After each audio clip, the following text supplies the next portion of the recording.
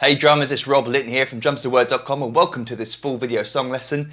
Today I'm going to be showing you how to play the song Invisible Touch by Genesis, drummed of course by the legendary Phil Collins. This song was suggested over on my Facebook page, and so if you want to make your own song suggestions, then please go over there to do so. You'll find a link beneath this video.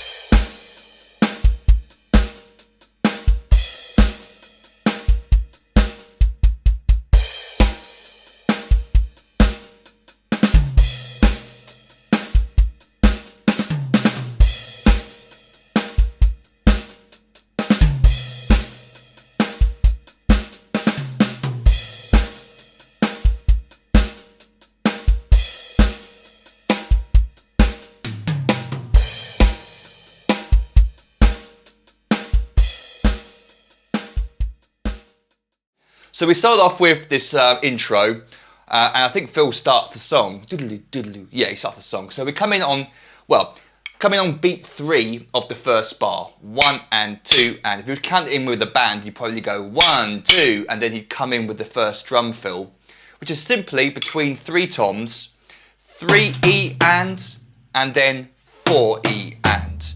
Right, left, right, right, left, right. It's a drum fill that gets used a little bit throughout the song. That sticking, not that orchestration only gets used once, but later on in the song that sticking gets used, and that same drum fill, but a different orchestration, gets used a lot. But 1 and 2 and 3 E and 4 E and is how the song starts. 1, 2. 1 and 2 and 3 E and 4 E and 1. And we're into our first bar of groove. Move that out of the way. So we've got this rather cool bass drum pattern that Phil plays with the rest of the song, and there are surprisingly a lot of differences, a lot of subtleties going throughout the song. I was surprised. I thought it might all be electronically programmed, but no, you can tell Phil actually played the drums live in the recording and then altered them perhaps in the studio, because there are differences, there are variations that occur, there are patterns that get repeated and then sometimes they don't get repeated. So it's definitely a human being, Phil, playing the drums on this recording. So I thought that was rather interesting. And we see that in the first 2 lines, we get some variations occurring. So the first bar of drum beat, we get this repeating pattern. 1 and 2 and 3 and 4. And so center 1 beats 2 and 4, standard stuff, but the bass drum's going 1, 2. 1, 2, 3, 4, 1, 2, 3, 4, 1 and 2. Let's loop that first bar, 1, and without the crash cymbal at the beginning. 1 and 2 and 3 and 4 and 1 and 2 and 3 and 4, and as the song progresses, Phil adds more bass drum notes in, takes bass drum notes away, the drum fill changes. Sometimes there's bass drums underneath the drum fill, sometimes there's not bass drums underneath the drum fills, sometimes he takes the snare drums out, so there are lots of variations going on.